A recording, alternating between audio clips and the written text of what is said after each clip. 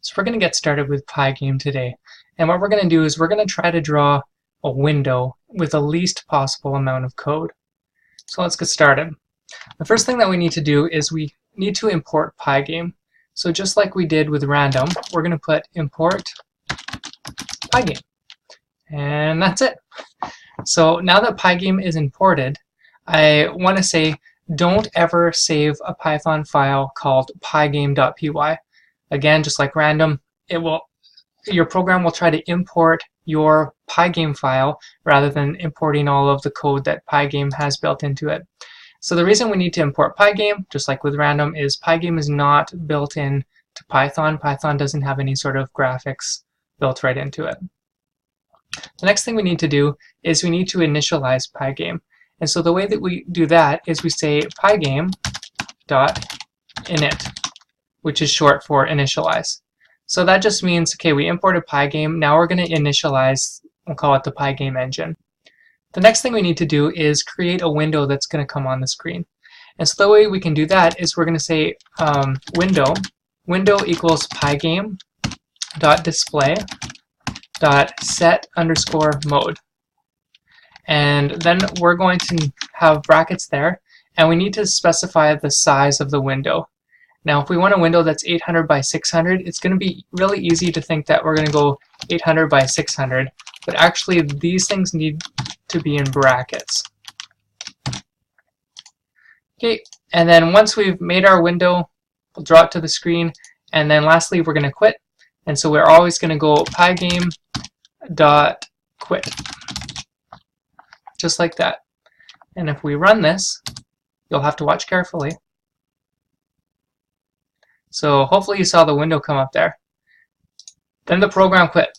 So that's all that happened. We imported PyGame, we initialized it, and then we drew this window, and then we quit.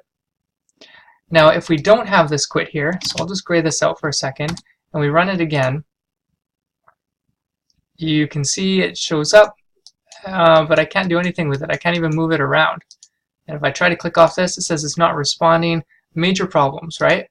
So we're going to have to close that. So we need that pygame.quit to shut down PyGame properly. So you always end a program involving PyGame with pygame.quit. Now just so we can see the screen for a little bit longer, what we can do is have a little bit of a delay right here. So we can go pygame.time.delay, and we're going to put a certain amount of delay in milliseconds. So there are 1,000 milliseconds in a second. So if we put 2,000, that means 2 seconds. So we can run that. Here's our display, and then it closed. So that's good. Now, that's pretty basic, right? Now some of the things we can do is we can change that caption at the top. I'll run it again. You see this caption right here? It says PyGame window. We can change that to something else. So we can say pygame.display.set_caption. And what do we want the caption to say? Mr. Pollock's art, for example. So if we run it, you can see it says Mr. Pollock's art up at the top now. So that was just pygame.display.set_caption. So that's setting the caption of our window. Now this isn't too useful right now. It would be a lot better if the window just stayed open until we clicked the X in the corner, rather than waiting just 2 seconds and then closing on its own right away. So that's going to be a little bit more complicated, but let's go ahead and do that. So the first thing we're going to need is we're going to need a variable called done.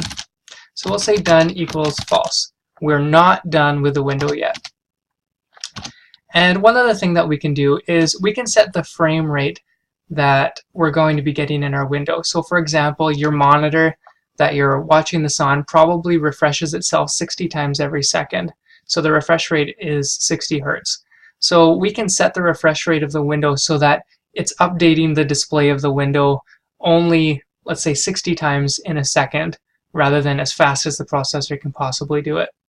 So that'll help with our processing power a little bit, save it for other things like calculations and things like that for actually running a game when we get into that.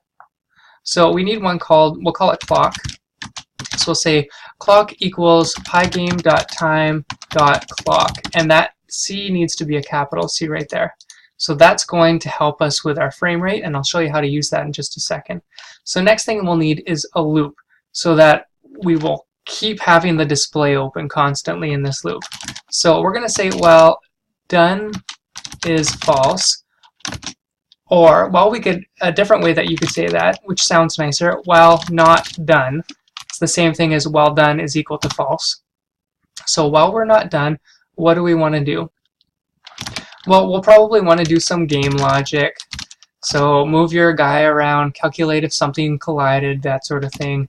And then we'll probably want to draw a whole bunch of stuff onto the screen. So we'll want to do that too. But before we do our game logic, we're probably going to want to get some input from the user in some sort of way. And the way we do that is PyGame has, it checks to see what events have happened. And so the way we can do that is with a for loop. So remember we used to say for I in range something. So we're going to say for event in, and then our range is going to be pygame.event.get. And so what's going to happen is PyGame is going to look for events to happen, and it's going to get them all. And it's going to cycle through all of them, and it's going to put it into event.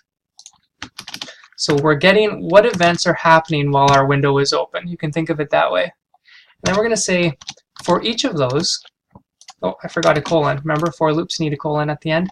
For each of those, we're going to say if the event.type, so if the type of event that happens is pygame.quit.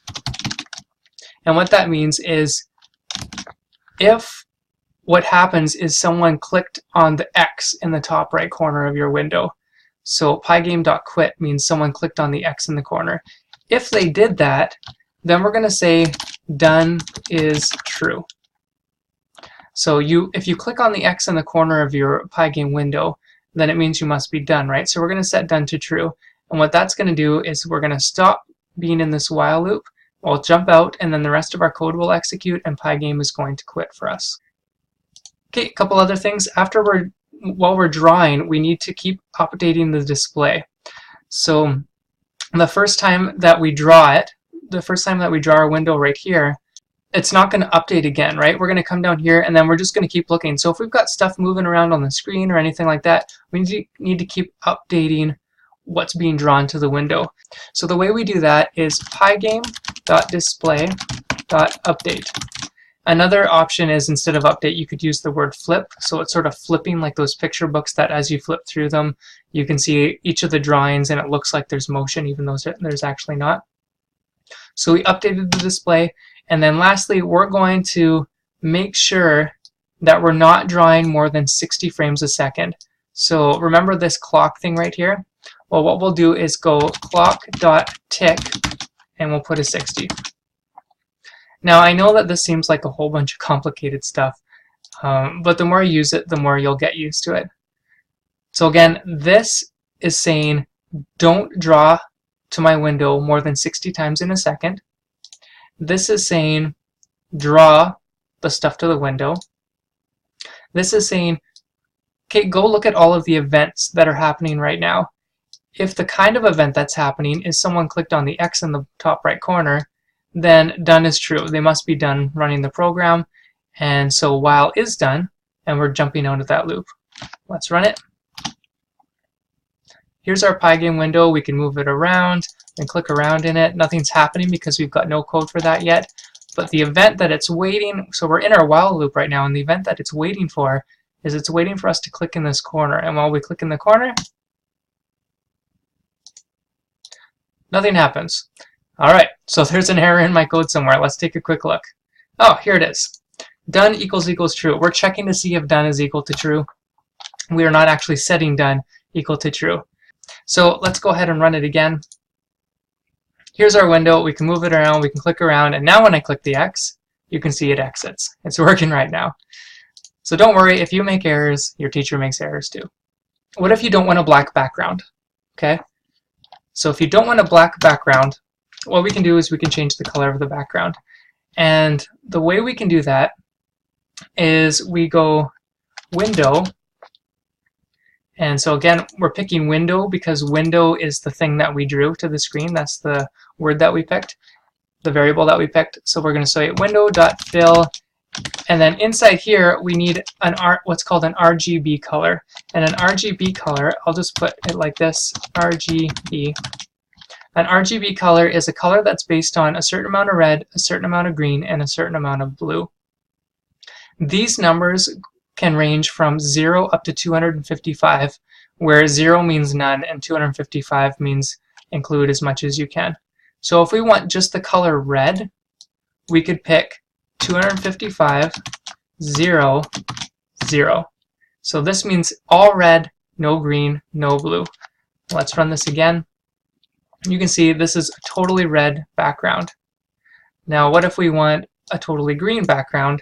Well, red is 0, green is 255, and so if we run it again, totally green background. Let's go with one more. See how well you know your colors. What if I wanted purple? Well, purple is made out of red, 255, and blue. So let's go ahead and run that. You can see we've got a very purple background. Now, it might be kind of annoying to just keep messing around with these numbers. Like if we have 120, 0, and 255, or let's say 120, 200, and 255. Let's see what color that makes. Okay, that makes a nice blue. But let's say you just wanted to figure out, well, what numbers give me that nice blue? Well, there's a very easy way to do that. Just go ahead and open up Chrome or whatever you're on, and just search for color picker. And hit enter, and this thing will show up right here. If you click on this down arrow, you can see it says RGB, and it gives you your RGB numbers right here. So you can move this around. Well, I'm looking for a real nice orange, let's say. So we'll go over to the orange section.